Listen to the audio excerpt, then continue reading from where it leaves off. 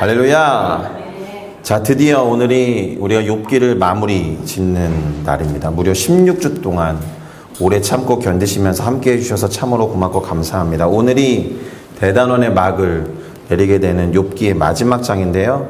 오늘 설교 본문을 말씀드리고 함께 읽어보도록 하겠습니다. 오늘 설교 본문은 욥기 42장 10절 말씀이 되겠습니다. 욥기 42장 10절 말씀을 다 같이 한 목소리로 읽어보도록 하겠습니다. 욥이 그의 친구들을 위하여 기도할 때 여호와께서 욥의 곤경을 돌이키시고 여호와께서 욥에게 이전 모든 소유보다 갑절이나 주신지라. 아멘. 자, 저는 방금 우리가 함께 읽은 이 구절이 포함되어 있는 욥기 42장을 하나님의 대답은 분명했다, 이런 제목으로 함께 살펴보고 깨달음을 얻고자 합니다. 그러니 깨달은 것을 우리의 신앙과 삶에 적용해서 실천해 보겠다라는 마음을 담고 제목을 함께 고백해 주셨으면 좋겠습니다. 하나님의 대답은 분명했다. 하나님의 대답은 분명했다. 하나님의 대답은 분명했다. 하나님의 대답은 분명했다. 감사합니다. 자, 오늘은 말씀드린 바와 같이 욥기 42장을 살펴보고 욥기를 마무리 지으려고 합니다. 하나님과 욥의 대화가 이어지고 그 이후에 벌어진 상황, 그리고 욥의 결론, 그것이 기록되어 있는 장이 욥기 42장인데요. 크게는 세 부분으로 나누어서 살펴볼 수 있습니다. 2절부터 6절까지가 욥이 한 말을 기록하고 있고요. 7절과 8절이 하나님의 말씀, 그리고 나머지 9절부터 17절까지가 그 이후에 벌어진 상황과 욥기의 결말이 되겠습니다. 간단히 이 욥기 42장을 요약하고 그 내용을 이해하는 작업부터 시작을 해보도록 하겠습니다. 말씀드린 것처럼 2절과 6절은 욥의 말이라고 했습니다. 그가 무슨 말을 했는지 이해하기 쉽도록 현대인의 성경 버전으로 제가 읽어드리도록 하겠습니다. 욥기 42장 2절부터 6절을 읽어드리겠습니다. 주께서는 무슨 일이든지 다 하실 수 있는 분이시므로 주의 계획은 그 어느 것도 좌절될 수 없다는 것을 저는 압니다. 무식한 말로 주님의 뜻을 흐리게 하는 자가 누구겠습니까? 바로 접니다. 제가 이해할 수 없는 말을 하였고 너무 신기해서 제가 알 수도 없는 말을 하고 말았습니다. 주께서는 저에게 이제 너는 들어라. 내가 말하겠다. 내가 너에게 물을 테니 너는 나에게 대답하라고 말씀하셨습니다. 전에는 제가 주께 대하여 귀로 듣기만 했는데 이제는 저의 눈으로 주님을 직접 보았습니다. 그래서 제가 말한 모든 것을 부끄럽게 여기며 티끌과 제 가운데서 회개합니다. 이렇게 욥이 말을 했다라는 거예요. 중요한 말들을 많이 했는데 욥의 말을 한 문장으로 정리해보면 욥은 지금 찬양과 회개 사이, 요 사이를 왔다 갔다 하면서 하나님에게 말씀을 드렸다라는 거예요. 일단 욥은 그의 말을 하나님을 찬양함으로 시작했습니다. 하나님의 어떠하심에 대해서 욥이 말을 했느냐? 하나님은 무슨 일이든지 다 하실 수 있는 분이라는 것을 드러냈습니다. 그리고 하나님께서 뜻하시고 계획하시고 섭리하신 모든 일들은 그 어떠한 것도 좌절될 수 없다는 것을 그는 말하고 찬양한 것입니다. 할렐루야. 그러면서 회개로 넘어갈 때는 자신의 잘못을 인정하고 용서를 구하고 있습니다. 뭐라고 말하면서 회개했느냐 하면, 하나님, 제가 제대로 알지도 못하면서 하나님의 뜻을 흐리게 했습니다. 이렇게 자신의 잘못을 인정합니다. 이해할 수 없는 말을 함으로 인해서 도무지 알아들을 수 없을 정도로 신기한 말을 했다라는 거예요. 오죽하면 주님이 이제 너는 좀 들어라. 내가 말하겠다. 내가 너에게 물을 테니 너는 대답을 좀 해라. 이렇게 말씀하실 정도였겠습니까? 그래서 자신이 말한 모든 것을 부끄럽게 여기면서 티끌과 제 가운데서 회개를 했다라는 거예요. 티끌과 제. 욥기의 초반부에서는 욥이 자신의 온몸에 난 종기 때문에 가려운 몸을 긁어대던 곳이 티끌과 재였어요. 그 그 자신의 괴로움을 벅벅 긁으면서 괴로워했던 티끌과 재 앞에서 이제는 회개를 하겠다라는 거죠. 육신의 아픔을 벅벅 긁으면서 드러내는 자리에서 이제는 자신의 잘못을 다 드러내면서 회개하는 자리가 티끌과 재였다라는 거예요. 이유는 방금 말씀드렸듯이 하나님에 대해서 귀로만 듣기만 했는데 이제 자신의 눈으로 직접 하나님을 볼 수 있기 때문에 회개를 해야겠다 이렇게 말하고 있는 겁니다. 자, 우리가 하나님 얼굴을 보고 싶습니다. 하나님 임재 안에 들어가고 싶습니다. 하나님의 얼굴을 좀 보여주십시오. 이렇게 말하면서 그것을 소망하고 갈망하는 것이 사실이죠. 그러나 사실 그 거룩하신 하나님 앞에 서게 되면 모든 것이 드러나기 때문에 죄 가운데 있는 인간은 예로부터 죽을 수밖에 없었다라는 거예요. 그러니 욥은 어쩌면 지금 목숨을 걸고 회개를 결단하고 있는 건지도 모릅니다. 예, 티끌과 재 앞에서. 이렇게 욥은 직접 하나님을 배웠고 그의 첫 번째 반응은 찬양과 회개였다라는 것입니다. 할렐루야. 그러니까 우리도 하나님을 뵙는 자리에서 이 두 가지를 반드시 해야 한다라는 거예요.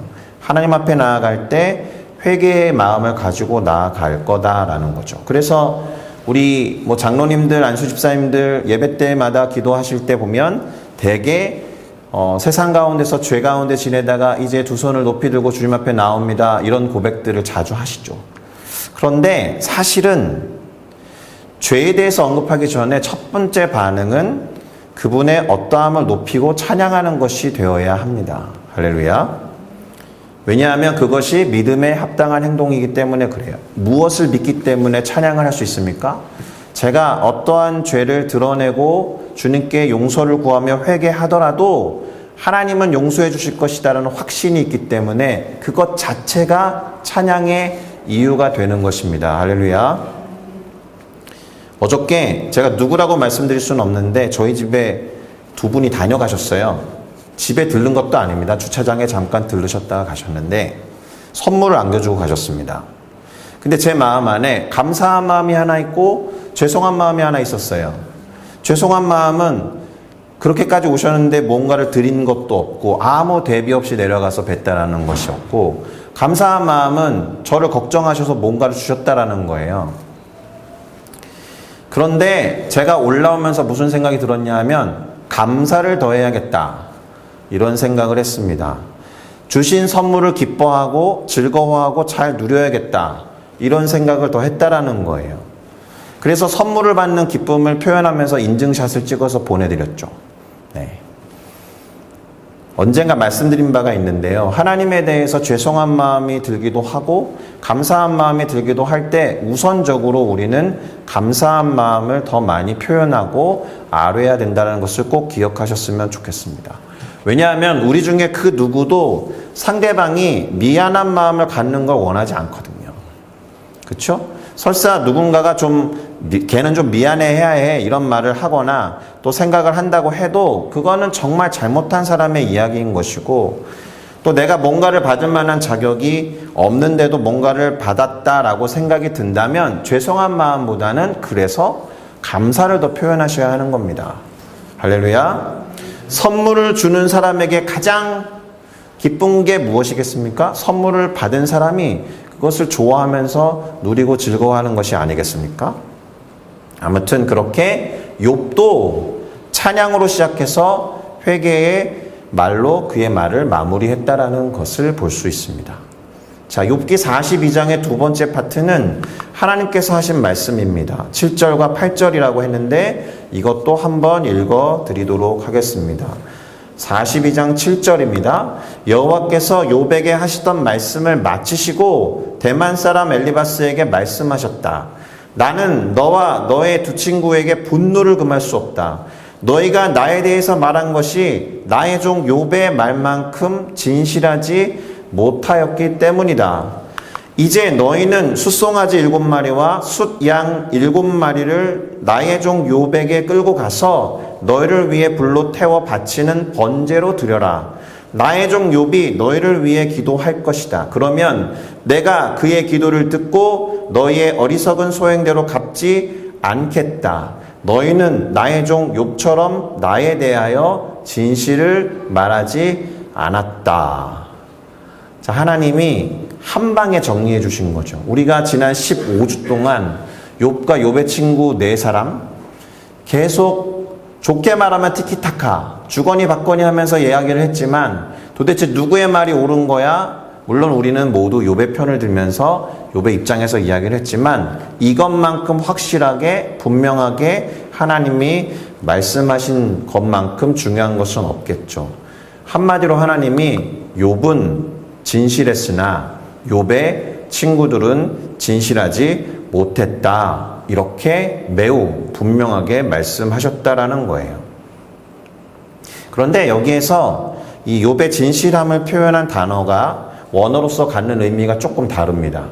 진실하다라고 그러고 현대인의 성경에서는 번역했고 일반적으로는 옳다라고 번역하는 그 단어는 이런 뜻을 갖고 있습니다. 준비하다, 세우다, 든든히 서다, 결정하다, 갖추다. 그리고 그것을 형용사로 쓸 때는 올바른, 청렴한, 강직한 이런 뜻을 갖고 있는 단어예요. 그러니까 욥이 하나님에 대해서 말했던 것은 그의 삶을 통해 준비가 잘 되어 있는, 그의 삶을 통해 근거를 잘 갖추고 확고히 서 있는, 그의 삶을 통해 매우 결정적이고 누가 들어도 갖추어져 있는 하나님에 관한 올바르고 청렴하고 정직한 말이었다라는 뜻입니다. 그런데 그것과 비교할 때 욥의 친구들은 그렇지 않았다라는 거죠. 여기서 정리가 조금 필요합니다. 욥은 철저하게 지난 15주 동안 우리가 살펴본 바에 따르면 그의 관심은 하나님께 있었어요. 때로는 하나님을 원망하는 듯하게 말한 것처럼 보이고 하나님이 없어서 답답해하는 마음을 너무 감정적으로 토로한 것처럼 보이지만 욥만큼은 하나님께 초점을 두고 언제나 하나님이 목적어였다는 것을 기억하셔야 됩니다. 그러나 욥의 친구들은 어땠습니까? 모든 관심이 욥에게 있었어요. 욥, 네가 고통당하는 이유는 너의 죄 때문일 거야. 하나님이 이런 분이라면 너를 지금 벌하는 것임에 틀림이 없어. 내가 아는 하나님은 그런 분이니까 빨리 하나님 앞에 회개하도록 해. 이렇게 욥에게 초점을 맞추면서 하나님에 관한 이야기를 했다라는 거예요. 이것이 엄청나게 큰 차이를 드러내는 겁니다. 하나님과의 바른 관계 안에서 하나님에 대해서 이야기한 사람과 그렇지 않은 사람들이 감히 다른 사람을 향해서 하나님에 관해서 이야기한다라는 차이가 있다라는 겁니다. 그러니까 하나님은 욥의 말이 당신에 대해서 말씀하신 그 말이 준비가 잘 돼 있고 근거가 갖추어져 있으며 무엇보다도 그의 삶을 통해 아주 든든히 서 있는 결정적인 말이다라고 인정하신 겁니다. 매우 강력하게 욥이 맞았다. 욥이 옳았다. 욥은 그의 말과 같이 청렴하고 정직하며 강직했다. 이렇게 인정해 주신 겁니다. 이런 자리에 서 있다라고 상상해 보세요. 털끝이 엄청나게 소름 돋듯이 서지 않겠습니까? 하나님이 나의 어떠함에 대해서 인정해 주셨다. 친구들 엘리바스, 빌닷, 소발 모두 틀렸다라고 하시면서요. 그 누가 너는 맞고 너는 틀렸어라고 말씀하실 수 있습니까? 유일하게 하나님 한 분 그렇게 하실 수 있는 겁니다. 최종적인 판단자 되시는 그분이 그렇게 말씀하셨기 때문에 누구도 부인할 수 없는 진리가 선포된 것입니다. 그리고는 친구들의 잘못을 위해서 제사와 함께 욥이 하나님께 기도한다면 들으시겠다라고 약속하셨습니다.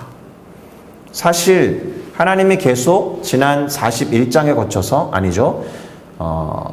38장부터 말씀하시기 시작하셨으니까 욥기의 대부분의 시간 동안 침묵하고 계셨지만 하나님은 욥의 이야기를 안 들으신 적이 없습니다. 지금 말씀하시는 이때까지 기다리고 계셨을 뿐 언제나 욥이 하는 기도와 그의 말을 들으셨던 것입니다. 그러니 욥이 친구들을 위해서 하는 기도를 당연히 들으시겠죠. 자, 그러면 이제 욥이 어떻게 해야 됩니까? 자신을 비판하고 정죄하던 친구들을 위해서 하나님께 용서를 구하는 기도를 대신 해야 하는 거예요. 누군가의 잘못에 대해서 하나님께 용서를 구하는 자의 기도. 이게 누구의 역할인지 아시겠습니까? 제사장들의 기도예요. 제사장의 역할이죠. 제사장들은 백성들의 죄를 하나님과의 관계를 화목시키게 하기 위해서 속죄제를 드리기도 하고 제물을 준비해서 자기 몸을 깨끗하게 한 상태로 하나님께 나아가서 중보하는 역할을 하는 자들이었다라는 거죠. 물론 욥의 어떤 시대를 우리가 어떻게 생각하냐 하면 아브라함과 비슷한 시기에 살았던 사람으로 봅니다. 그러니까 아브라함으로부터 오랜 시간 뒤에 모세에게 주셨던 율법에 근거할 때 욥이 제사장이라고 말하기는 어렵겠지만, 그러나 이미 하나님은 욥을 통해서 제사장은 그런 역할을 하는 거야 라는 것을 가르쳐 주고 있습니다. 욥은 분명히 이제 친구들을 위해서 그들의 죄를 사할 수 있도록 하나님께 제사장적인 기도를 해야 하는 겁니다. 그리고 한 가지를 더 기억하셔야 되죠. 욥의 이러한 모습이 바로 예수님의 모습을 떠올리게 한다라는 거예요. 예수님도 당신을 비방하고 모함하면서 십자가에 달려 죽게 만든 사람들을 위해서 뭐라고 하셨습니까? 아버지, 저들의 죄를 저들에게 돌리지 마시옵소서. 저들은 지금 자신들이 무엇을 하는지 알지 못하나이다. 예수님의 기도와 이제 욥이 친구들을 위해서 하는 기도의 방향이 정확히 일치한다는 것입니다. 그러니 만약 욥이 친구들을 위해서 기도를 한다면 지금까지 그가 보여줬던 하나님이 인정하신 성품과 성정에 부합하는 진실하고 바른 기도, 준비가 잘 되어 있는 그의 삶을 통해 근거를 제시할 수 있는 제대로 확립되어 있는 갖추어진 기도를 할 거라고 우리가 믿을 수 있겠죠. 하나님이 욥을 그렇게 지켜 세워 주시면서 칭찬하셨듯이. 할렐루야. 그러니 여기에서 우리에게 도전되는 것이 무엇입니까? 우리가 미워하는 사람들을 위해서 또는 아무 이유 없이 나를 미워하는 사람들을 위해서 욥처럼 또는 예수님과 같이 기도할 수 있는가? 그렇게 해야 한다는 것입니다. 아멘이십니까?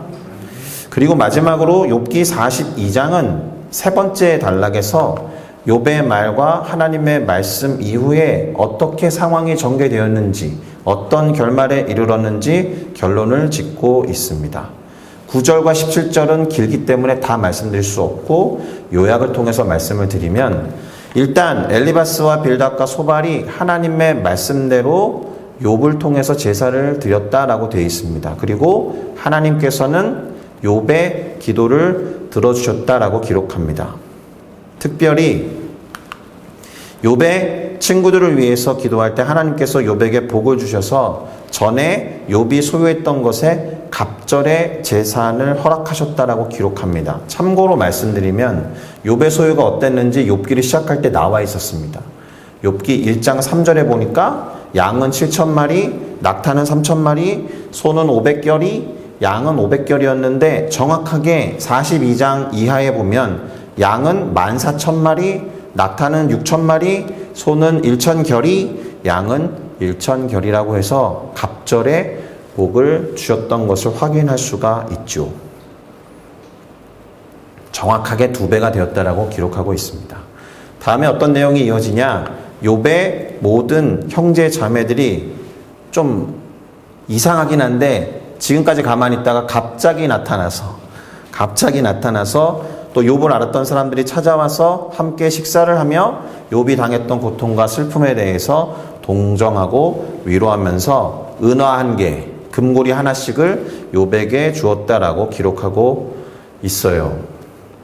그러니까 사실 우리가 상당히 장황하게 15주 동안 살펴봐서 그렇지 욥의 친구들과 나눈 대화들은 그렇게 오랜 시간 동안 이루어진 건 아닌 것 같습니다.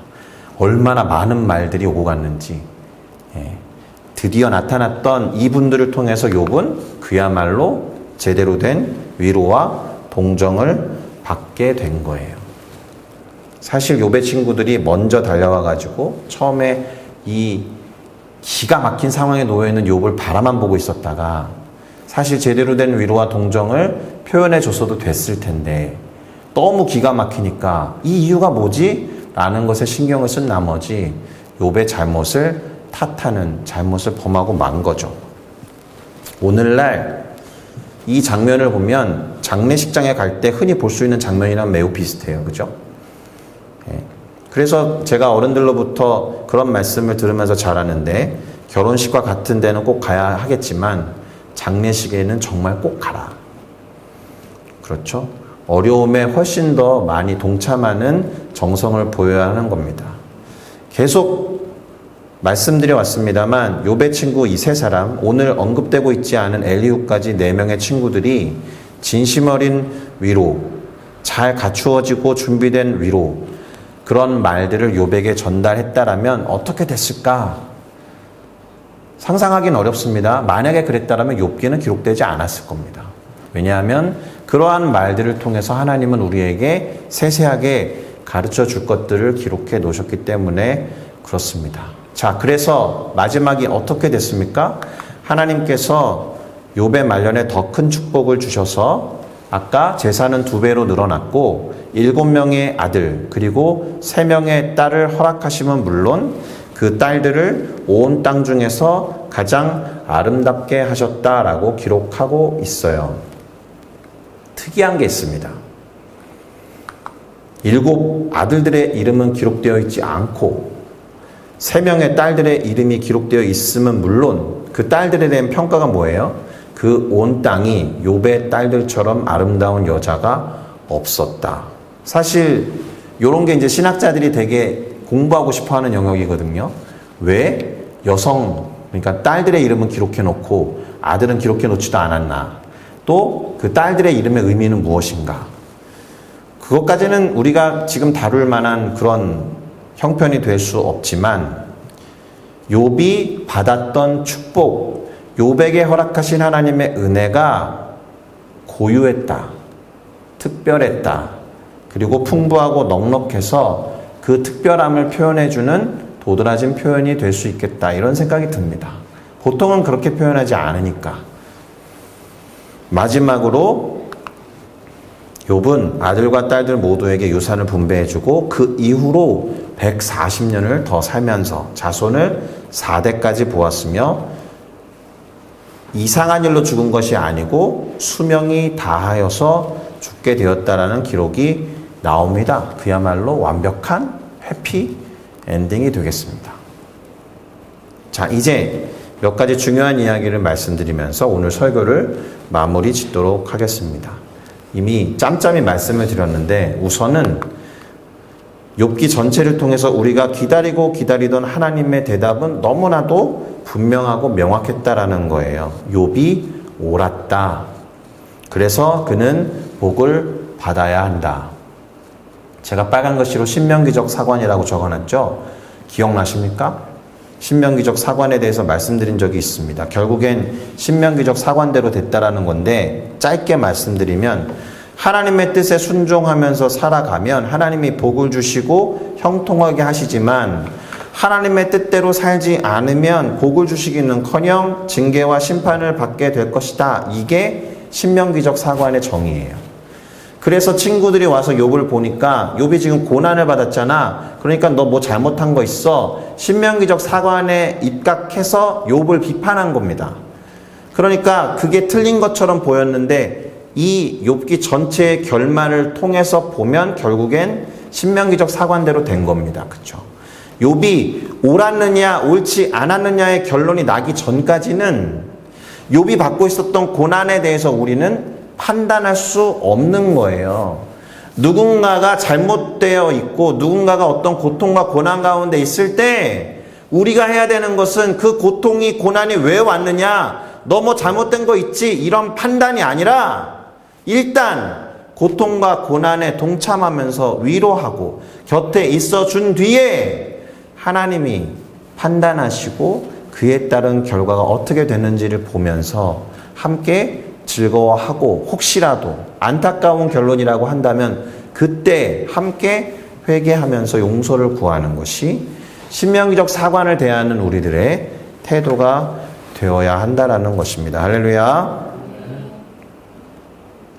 의인도 욥기를 통해서 보면 고난받을 수 있다. 그러나 그 고난이 최종적인 판단을 내릴 이유가 될 수는 없다. 그것을 반드시 기억하시고 지금 이 시간에 주변에서 고통당하는 누군가가 있다면 위로가 필요한 시기이다. 토닥거림이 필요한 시기이다. 함께 있어주는 제대로 된 동정과 위로가 필요하다. 그 부분을 꼭 기억해 주셨으면 좋겠습니다. 두 번째로 기억해야 될 것은 욥기 전체의 주제였는데요. 욥이 오늘 이 본문을 시작하면서 뭘 먼저 고백했다고요? 찬양이요. 그 찬양의 내용이 됐던 2절을 다시 읽어드리면서 정리해보면 이렇게 됩니다. 주께서는 못하실 일이 없사오며 무슨 계획이든지 못 이루실 것이 없는 줄 압니다. 아멘. 무엇을 말하고 있습니까? 욥은 지금 이 자신의 찬양의 고백을 통해서 하나님의 절대적인 주권과 통치에 대해서 말하고 있어요. 하나님이 무슨 계획을 하셨든지 못 이루실 것이 없다. 이 말은 하나님이 못하실 일이 없이 모든 것들을 주관하시고 다스리시며 통치하신다는 것입니다. 할렐루야. 그러니 하나님을 믿는 우리가 하나님의 영역 안에 속해 있고 하나님의 통치를 받고 있다라면 왜 도대체 걱정하십니까? 왜 도대체 근심하고 두려워하십니까? 하나님의 절대적인 주권과 통치를 믿고 신뢰하면서 맡겨드리는 우리 모두가 되기를 예수님의 이름으로 축원합니다. 마지막으로 오늘 중요한 본문 중 하나였던 욥기 42장 5절.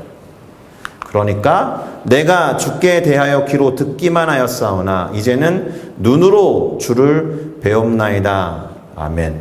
이 구절을 통해서 욥이 옳다고 말씀해 주시는 하나님을 욥이 만나게 되었는데 욥은 하나님에 대해서 귀로만 들었던 경험을 뛰어넘어서 이제 직접 눈으로 하나님을 만나고 경험하게 되었다라는 겁니다.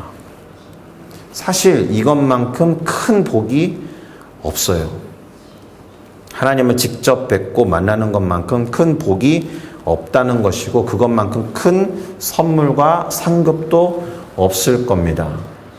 그리고 계속 반복해서 강조해 드렸는데요. 하나님이 그걸 가장 원하십니다.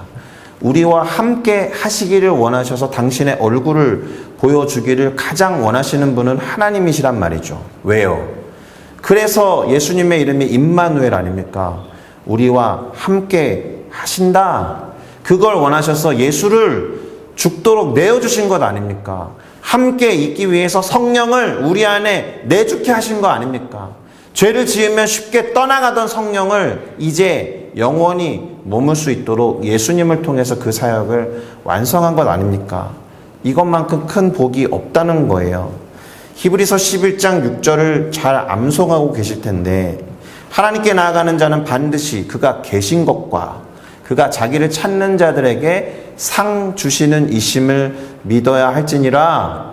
그런데 자기를 찾는 자에게 상을 주신다라면 그 상은 뭐여야겠습니까? 자기를 찾는 자에게 상으로 보답하실 하나님이라면 그 상이 뭐여야겠어요? 만나주시는 것 아니겠습니까? 찾고 있는 이 사람에게 가장 큰 상과 은혜와 선물은 만나주시는 거겠죠. 하나님을 찾는 자는 하나님을 찾는 것, 하나님을 만나는 것만큼 큰 기쁨이 없기 때문에 그렇습니다. 하나님이 그를 만나주시면 가장 큰 소원을 성취하게 되는 겁니다. 할렐루야. 그래서 시편의 기자가 시편 73편 28절에서 이렇게 말합니다. 하나님께 가까이함이 내게 복이라. 아멘. 하나님을 가까이, 하나님을 만나는 것, 하나님에 대해서 다른 사람을 통해 이런저런 이야기, 소문으로 듣는 것이 아니라 직접 뵙는 것만큼 큰 복이 없다. 내가 오늘 친밀한 하나님과 교제했다. 하나님 대해서 이만큼 알았다. 그러나 알아야 할 부분이 많을 만큼 하나님 영원 무궁한 분이다. 그렇게 고백할 수 있는 우리 모두가 됐으면 좋겠습니다. 그러니 하나님의 얼굴을 보고 직접 인정을 받으면서 너무나도 단순하지만 명백한 음성을 들었던 욥과 같이, 욥과 같이 큰 복을 받은 사람이 없구나 한없이 부러워하셔야 하는 거예요. 물론 그처럼 고난을 당하면 좀 쉽진 않겠지만, 그러나 욥과 같이 하나님의 얼굴을 제가 이제 봅니다, 이런 고백으로 넘쳐나는 우리 모두가 됐으면 좋겠습니다. 정리하겠습니다. 하나님이 욥을 인정해 주시고 그에게 이전과는 비교가 되지 않을 정도로 큰 복을 허락해 주시는 것으로 욥기는 대단원의 막을 내리고 있어요. 욥은 하나님을 그동안 귀로 듣기만 했다가 이제 직접 눈으로 보게 되었습니다라고 고백합니다. 그것도 그냥 본 게 아니잖아요. 자기 자신을 인정해 주셨어요. 그리고 힘들었던 모든 것들을 되돌려주시고 회복시켜 주셨어요. 2배로. 하나님을 직접 만나게 된 겁니다. 이것만큼 분명한 하나님의 응답과 대답도 없을 것입니다. 그러니 하나님을 굳건히 믿는 이들에게 하나님의 대답과 하나님의 생각은 생각보다 단순하고 명료해요. 우리가 잘 되기를 원하시고 우리를 보고 싶어 하시는 것만큼 단순한 진리가 없습니다. 그러한 믿음을 엿볼 수 있도록 우리에게 엄청난 가르침을 허락해 주신 욥기를 기록하신 하나님께 감사해야 할 줄로 믿습니다. 할렐루야.